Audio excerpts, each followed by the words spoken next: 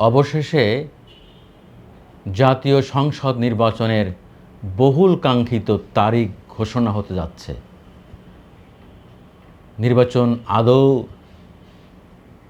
2026 সালের ফেব্রুয়ারি মাসে অনুষ্ঠিত হবে কি হবে না, নানান রকম জল্পনা কল্পনা এবং কনস্পিরেসি তো আছেই। গত 15 দিন তো এই ধরনের একটি ডামাডোল ছিলই যে ডক্টর মোহাম্মদ ইউনূসের সরকার আদৌ নির্বাচন করতে পারবে কিনা। যেভাবে ভূ রাজনৈতিক ও দেশি বিদেশি চক্রান্ত ঘনীভূত হচ্ছে একের পর এক, তাতে এই ধরনের আশঙ্কা করাই যথার্থ ছিল। কালকে সব জল্পনা কল্পনা অবসান ঘটিয়ে প্রকাশ্যে আসলো যে আগামী 4-5 দিনের মধ্যেই ডক্টর মোহাম্মদ ইউনূস নির্বাচনের তারিখ ঘোষণা করে দেবেন। গতকাল আপনারা জানেন যে 12 দলীয় জোটের একটি রাজনৈতিক দলের নেতৃবৃন্দের সঙ্গে ডক্টর মোহাম্মদ ইউনূসের একটি বৈঠক ছিল। সেই বৈঠক থেকে বেরিয়ে এসেই তারা এই ঘোষণা দিলেন যে হ্যাঁ, ডক্টর মোহাম্মদ ইউনূসের সঙ্গে আমাদের কথা হয়েছে। উনি একেবারে ক্লিয়ার কাট স্পষ্ট বলেছেন যে আমি আগামী 4-5 দিনের মধ্যেই নির্বাচনের তারিখ ঘোষণা করে দেব। এরপর একজন সাংবাদিক হিসেবে আমরা প্রধান উপদেষ্টার কার্যালয়ে যোগাযোগ করি। প্রধান উপদেষ্টার কার্যালয়ের একজন দায়িত্বশীল সূত্র, একজন দায়িত্বশীল কর্মকর্তা আমাদেরকে কনফার্ম করেন যে হ্যাঁ, 5ই আগস্টের আগে প্রধান উপদেষ্টা জাতির উদ্দেশ্যে ভাষণ দেবেন এবং সেই ভাষণে তিনি নির্বাচনের তারিখ ঘোষণা করে দেবেন। এখন প্রশ্ন হলো, এত সব ষড়যন্ত্র প্রতিহত করে ডক্টর ইউনূস কি পারবেন ইলেকশন করতে? আমরা চাই উনি সব ষড়যন্ত্র মোকাবেলা করে নির্বাচন দিয়ে দিক। আমি সর্বশেষ একটি ভিডিওতে বলেছিলাম যে এই মুহূর্তে দেশ বাঁচাতে হলে আমাদের 4টি জিনিস দরকার। তার মধ্যে 1 নম্বর হলো দেশটাকে গণতন্ত্রের পথে, অর্থাৎ যত দ্রুত সম্ভব নির্বাচনের পথে নিয়ে যাওয়া। কারণ একটি মহল চাচ্ছে দেশের মধ্যে গণ্ডগোল পাকিয়ে, অরাজকতা সৃষ্টি করে, নানান রকম নাশকতামূলক ঘটনা ঘটিয়ে জনগণের মধ্যে প্যানিক তৈরি করা এবং এরকম একটি সংকটময় পরিস্থিতিতে এই রাষ্ট্রকে অন্যভাবে জিম্মি করা, কবজা করা ইত্যাদি আপনারা বুঝে নেন। এর মধ্যে বাতাসে ভাসছে নানান রকম বিদেশি চক্রান্তের কথা। যুক্তরাষ্ট্রের সব নন ডিসক্লোজার কন্ট্রাক্ট, না জানি গোপনে কত চুক্তি হয়ে গেছে।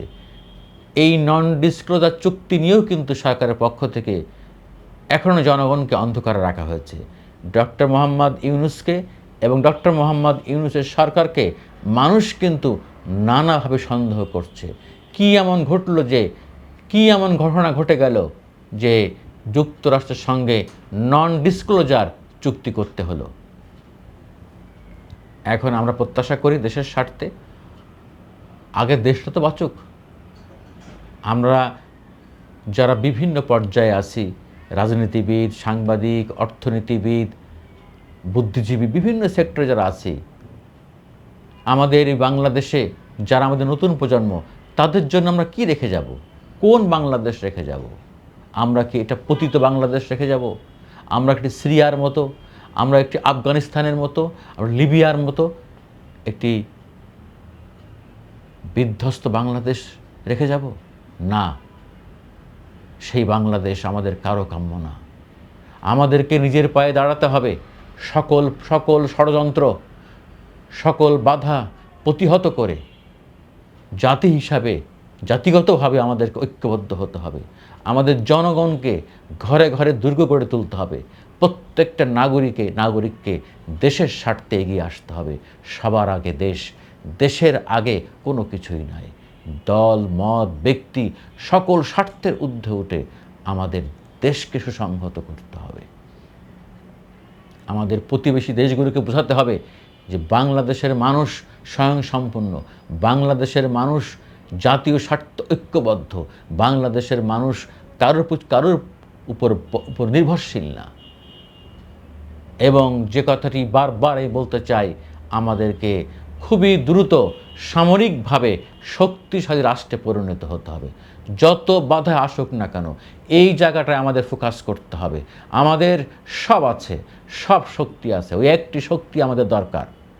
কোনো কারোর সঙ্গে যুদ্ধ নাই, আমরা শান্তি চাই, কিন্তু জাতীয় নিরাপত্তার জন্য, নিজেদের নিরাপত্তার জন্য আমাদের শক্তিশালী আকাশ প্রতিরক্ষা ব্যবস্থা দরকার। আমাদের আধুনিক সমস্ত যুদ্ধ ব্যবস্থা থাকা দরকার। সেই জন্য আমাদের নিজস্বভাবেও অনেক কিছু তৈরি করার দিকে, গবেষণা করার দিকে মনোযোগ দিতে হবে। যাই হোক, আমি নির্বাচনের কথা আসি।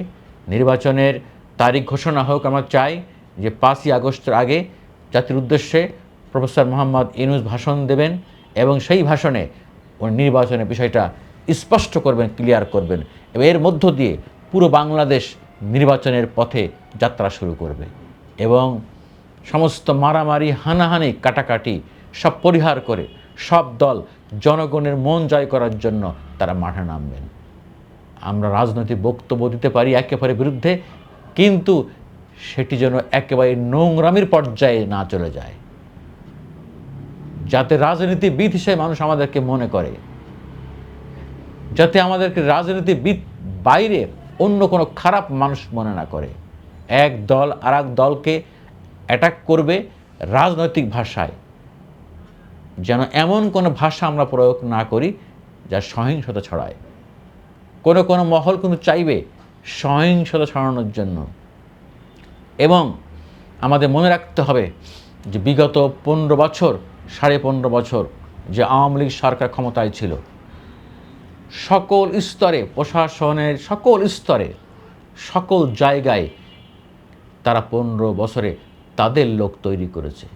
সেই লোকই তো আছে। এই মানুষদের, এই সব কর্মকর্তা কর্মচারীদের, এই সব সামরিক বেসামরিক আমলাদের বুঝাতে হবে যে আপনারা আপনাদের মধ্যে অনুশোচনাবোধ তৈরি করেন। যে সরকারি চাকরিজীবী হিসাবে আমরা কোনো দল করতে পারি না, আমরা রাজনীতি করতে পারি না, আমরা জনগণের স্বার্থ আমরা দেখতে চাই। এবং ভবিষ্যতে আমলাদেরকে এবং রাজনীতিবিদদেরকে একটি ঘোষণা দিতে হবে, একটি শপথ নিতে হবে। রাজনীতিবিদরা যেমন আমলাদেরকে ব্যবহার করবেন না, তেমনি আমলাদেরকেও সিদ্ধান্ত নিতে হবে যে তারা রাজনীতিবিদদের দ্বারা ব্যবহৃত হবেন না নিজের স্বার্থে, ভবিষ্যতে এমপি মন্ত্রী হওয়ার জন্য, নানান কিছু হওয়ার জন্য। ওই লোভ যেন আপনাদের তাড়া করে না ফেরে। তাহলে এই বাংলাদেশ সঠিক পথে যাবে, না হলে এই বাংলাদেশ কোনোদিন সঠিক পথে যাবে না। কেউ নিয়ন্ত্রণ করতে পারবে না। ওই হানাহানি, মারামারি, ওই কাটাকাটি, ওই দলবাজি চলতেই থাকবে। তাহলে এই 24-এর গণ অভ্যুত্থানে এতগুলো মানুষ যে প্রাণ দিয়ে গেল, সেই প্রাণের মূল্য কী হবে? যাই হোক, আমরা আশা করতে চাই, আশাবাদী হতে চাই, ডক্টর মোহাম্মদ ইউনূস নির্বাচনে ঘোষণা দিবেন, নির্বাচনের তারিখ ঘোষণা করবেন, এবং এই ঘোষণার মধ্য দিয়ে জাতির সমস্ত উদ্বেগ, উৎকণ্ঠা দূরীভূত হবে। আল্লাহ হাফেজ।